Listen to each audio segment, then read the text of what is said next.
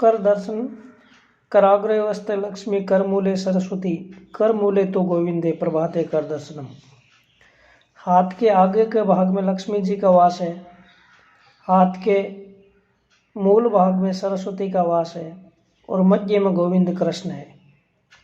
इसलिए सुबह सुबह इस प्रकार हाथों को मलते हुए हाथों में तीनों देवताओं का ध्यान करें और ध्यान करते हुए हाथों को देखते हुए अपने सामने करके हाथों का दर्शन करें। ऐसा समझ लें कि लक्ष्मी जी, सरस्वती और गोविंद हमारे हाथ में विराजमान है। ऊपर के श्लोक का अर्थ समझकर यदि इसको कंठस्थ किया जाए तो और भी अच्छा है। रोज किताब में देखना नहीं पड़े और अपने कंठस्थ किए हुए श्लोक को बोलने में और हाथों को देखें। यह जीवन में पुरुषार्थ की प्रेरणा देने वाला बनेगा। लक्ष्मी विद्या या भगवान प्राप्त करना मानव के हाथ की बात है, ऐसा नहीं है कि असंभव है। नहीं, पुरुषार्थ से सब कुछ संभव है। जगत में कोई भी वस्तु बिना पुरुषार्थ के प्राप्त नहीं होती है। अगर इंसान के पास पुरुषार्थ नहीं है तो वो पुरुषार्थ शून्य होगा। सुबह उठते ही हाथों का दर्शन करके मानव को अपने पुरुषार्थ को आह्वान देना चाहिए और यह सोचना चाहिए कि हाथ में ही सब कुछ समय आए, यानी कर्म में ही सब कुछ समय आए। हमको कर्म करना पड़ेगा। हाथ का दर्शन यानी पुरुषार्थ का चिंतन, ध्येय की लालसा और ध्येय की दिशा में प्रयाण। अगर मनुष्य ने जन्म ले लिया है तो कर्म करना ही पड़ेगा। देवता भी कर्म करने के लिए पृथ्वी पर आने के लिए तरसते हैं, तो मनुष्य को जब जन्म मिला है तो कर्म करना ही पड़ेगा। बिना कर्म के पुरुषार्थ सिद्ध कभी नहीं होगा। बिना परिश्रम का पैसा मनुष्य को पाप की ओर खींच कर ले जाता है और बिना प्रयत्न की सिद्धि भी कई बार पतन का कारण बन जाती है और बिना साधन के प्राप्त प्रसिद्धि भी अंत में महंगी होती है। मुफ्त में प्राप्त करने की मनोवृत्ति मानव को मनुष्य तत्व से बहुत दूर ले जाती है। इसलिए मानव को हमेशा परिश्रम करके श्रम का गौरव बढ़ाना चाहिए। भारतीय संस्कृति अतिशय बुद्धि प्रमाणवादी है। स्वयं तपस्या करके जगत के लिए मुक्ति का मार्ग बनाने वाली मनुष्य की विश्व की कोई भी संस्कृति संत कहकर पूजा करती है, परंतु ऐसे परोपकारी गया गदाधर को भारतीय संस्कृति ने असुर माना, क्योंकि उसने लोगों को बिना साधना के ही सहज मुक्ति दे दी। जगत के सुव्यवस्थित चक्र में इस तरह विक्षेप डालने का किसी को अधिकार नहीं है। गया गदाधर का कृतज्ञता पूर्वक स्मरण किया है। गया गदाधराय नमः, काशी विश्वेश्वराय नमः कहकर भगवान ने भी पहले नमस्कार उसको किया है, परंतु संत नहीं माना है। ऐसा बुद्धि प्रामाण्य भारत के सिवाय अन्यत्र कहाँ देखने को मिलेगा। नैऋत्य श्रांतस्य सख्याय देवा, ये ऋग्वेद में लिखा हुआ है। श्रम करके थक नहीं जाते, तब तक देवता भी सहायता ही नहीं करते। ये श्रुति वचन मानव को पुरुषार्थ की प्रेरणा देता है। काम किए बिना ईश्वर की कृपा की राह देखना प्रमाद को पुष्ट करने की एक अलग ही पद्धति है। कुछ भी काम न करते हुए केवल बैठे रहकर अपने आप को भक्त कहलाने वाले कई आलसी लोगों ने जगत के पुरुष को नष्ट करने में जाने अनजाने अपना योगदान भी दिया है। इस कृपा से सिद्धि अवश्य मिलती है, परंतु इस कृपा प्राप्त करने के लिए हमको पुरुषार्थ करने की जरूरत है। कितने लोग प्रारब्ध की पंगु आशा पर लटकते हैं, लेकिन वे भूल जाते हैं कि हाथ की रेखाओं को हमारे बिना कोई नहीं बनाता। यद्यपि इन रेखाओं में से संवाद निर्माण करने का कार्य ईश्वर ही करता है। महात्मा कन्फ्यूशियस एक आश्रम चलाते थे। उनके आश्रम में विविध प्रकार के विद्यार्थी आते थे। आश्रम में एक ऐसा रिवाज था कि विद्यार्थी आश्रम छोड़कर जाते समय गुरु को एक अंतिम प्रश्न, फाइनल क्वेश्चन पूछे और गुरु से उसका समाधान कारक उत्तर प्राप्त करे। एक बार एक विद्यार्थी ने गुरु को उलझाने का मन में निश्चय किया।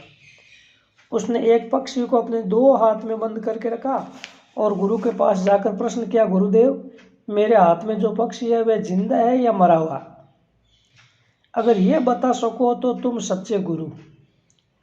गुरु समझ गए कि शिष्य होशियार है, मुझे झूठा साबित करने के लिए आया है। यदि मैं कहूँगा कि पक्षी मरा हुआ है तो वह पक्षी को छोड़ देगा, और यदि मैं कहूँगा कि पक्षी जिंदा है तो वह पक्षी को हाथ से दबाकर मार डालेगा। परंतु गुरु आखिर में गुरु होते हैं। उन्होंने बहुत ही मार्मिक ढंग से उत्तर दिया, the answer to that question lies in your hand. पक्षी जिंदा है या मरा हुआ, उसका जवाब तेरे हाथ में है। तू चाहेगा तो वह जिंदा है, और यदि तू चाहेगा तो वह मरा हुआ है। कन्फ्यूशियस का यह उत्तर मानव मात्र के लिए चित्तरंजन प्रेरणा मंत्र के समान है। हमारे मन में उठने वाले अनंत विकल्पों को संकल्प में बदलने की अमोघ शक्ति इस मंत्र में है। हमारे जीवन में आने वाले सभी प्रश्नों के उत्तर हमारे हाथ में है। हाथ पुरुषार्थ का प्रतीक है। सुबह हाथ के दर्शन करने से मानव को अपने पुरुषार्थ के प्रति विश्वास निर्माण होता है। जगत में कोई भी कार्य मेरे लिए अशक्य नहीं है, ऐसे आत्म प्रत्यय का अनुभव मानव करता है। पुरुषार्थ से सब कुछ संभव है, ऐसे विश्वास से मानव कठिन कार्य में भी समर्थ होता है। हमारी संस्कृति ने हमारी सुबह की प्रार्थना भी आत्म प्रत्यय की पोषक बनाने वाली रखी है। चिदानंद रूप शिवम शिवम, मैं चिदानंद रूप शिव हूँ, सब कुछ करने में समर्थ हूँ। ऐसे आत्म प्रत्यय से मानव संपूर्ण दिन बहुत से सतर्क कर्म करता है और रात्रि को इन कर्मों के साथ स्वयं को भी इसके चरणों में समर्पित करता है। हमारी संस्कृति साईं प्रार्थना में नम्रता दिखाती है, हे प्रभु मेरा अभिनय दूर करो, मैं सब कुछ करने में समर्थ हूँ, यह मेरा अभिनय है। वास्तव में आपकी कृपा के बिना कुछ भी करना शक्य नहीं है। इस तरह हमारी संस्कृति मानव जीवन में आत्म प्रत्यय और भाव जागृति निर्माण करके अस्मिता और समर्पण का सुंदर समन्वय साधती है। यह समन्वय यदि न हो तो कर्तृत्वहीन भक्त और क्रियाशील अहंकारी राक्षस पैदा होंगे। भारतीय संस्कृति ने नम्र कर्मयोगी भक्त पैदा किए हैं, यही उसकी विशेषता है। सुबह पहले हाथ के दर्शन करके पुरुषार्थ का घोष करना सही है। ऐसे पुरुषार्थी के ही पीछे प्रभु आकर खड़े रहते हैं। मानव प्रियतन ईश कृपा और जहाँ धनुर्धर पार्थ है वहीं योगेश्वर कृष्ण खड़े रहते हैं। इसलिए सुबह सर्वप्रथम भगवान के दर्शन करने से पहले आंखें खुलते ही हाथ के दर्शन करने का आग्रह है। वित्त विद्या या भगवान सभी को प्राप्त करना मानव के हाथ की बात है। मानव धारे तो बाघ मारे, ऐसी गुजराती में कहावत है। परंतु आज का मानव तो इच्छा ही नहीं करता। उसे परीक्षा में नकल करके सफलता पाकर विद्वान बनना है, लॉटरी जुआ या रेस से पैसा प्राप्त करके धनवान बनना है, और किसी बाबा या संत के आशीर्वाद से भगवान प्राप्त करके आत्मवान बनना है। गीतकार को ये बात मंजूर नहीं है। वे तो कहते हैं कि उदय दे आत्मात्मानम, तू ही मेरा सच्चा उद्धारक है।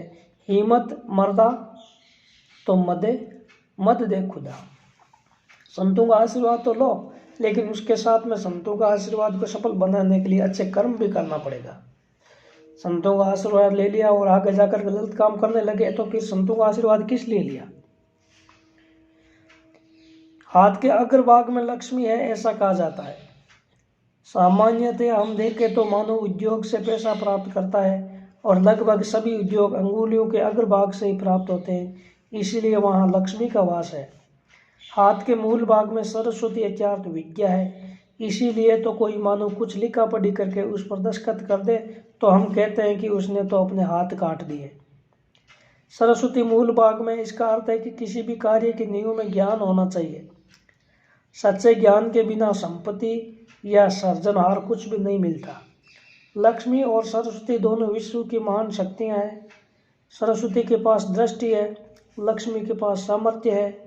वित्त के बिना विद्या पंगु है और विद्या के बिना वित्त अंधा है, इसलिए जीवन में दोनों की जरूरत है। परंतु मानव को वित्त और विद्या का नशा चढ़ता है और वह उन्मत्त बनता है। हाथ के मध्य भाग में गोविंद है, ऐसा कहकर लक्ष्मी और सरस्वती दोनों के बीच गोविंद को बिठाया है। जीवन में यदि गोविंद की उपस्थिति होगी तो लक्ष्मी और सरस्वती के पलड़े समान रहेंगे। भगवान की उपस्थिति के कारण मानव को वित्त मद या विद्या मद नहीं चढ़ता। रावण के जीवन में भगवान न होने से लक्ष्मी और सरस्वती दोनों होने पर भी उसका जीवन देवी न बनकर राक्षसी बन गया। हमारे हाथ की सभी उंगलियां असमान है, लेकिन यदि उन्हें हाथ के मध्य भाग में लाया जाए तो समान लगती है। इस तरह समाज में असमानता निर्माण करने वाली लक्ष्मी को यदि प्रभु के साथ जोड़ दिया जाए तो वे समानता पैदा करती है। प्रभु के दरबार में, स्वाध्याय में धनवान गरीब का भेद नहीं होता, सभी एक ही प्रभु के बेटे बनकर बैठते हैं। हाथ में भगवान का वास होने से भगवान को अच्छा न लगने वाला एक भी कार्य न कर रोज मैं केवल सत्कर्म ही करता रहूँगा, ऐसा विचार सुबह सुबह करना चाहिए। स्व पुरुषार्थ से रघु ने लक्ष्मी प्राप्त की और सर्व दक्षिणा दान यज्ञ करके संपूर्ण लक्ष्मी दान में दे दी। जिसमें कमाने की हिम्मत होती है, जिसे अपने कर्तृत्व पर विश्वास नहीं होता, वह मनुष्य दान भी नहीं कर सकता है। स्व पुरुषार्थी एकलव्य ने धनुर्विद्या प्राप्त की और महारथी कर्ण ने परशुराम जैसे क्रोधी और क्षत्रिय द्वेषी ऋषि से भी विद्या प्राप्त कर ली। ध्रुव, प्रहलाद, नचिकेता जैसे छोटे छोटे बालकों ने अपने पुरुषार्थ से भी प्रभु को प्राप्त किया था। ऐसे महान पुरुषार्थियों का प्रातः स्मरण करना ही सच्चा कर दर्शन है। संक्षेप में, जीवन के ध्येय को साकार करने वाला, मानव को पुरुषार्थ के लिए प्रोत्साहित करने वाला, जीवन को कार्य प्रवण करने वाला, भौतिक जीवन को दिव्य मोड़ देने वाला, वित्त और विद्या की प्राप्ति के लिए उद्यमी बनने वाला और प्रभु स्पर्शी विद्या और वित्त की उच्चता समझने वाला प्रतीक कर दर्शन है। जय श्री राधे।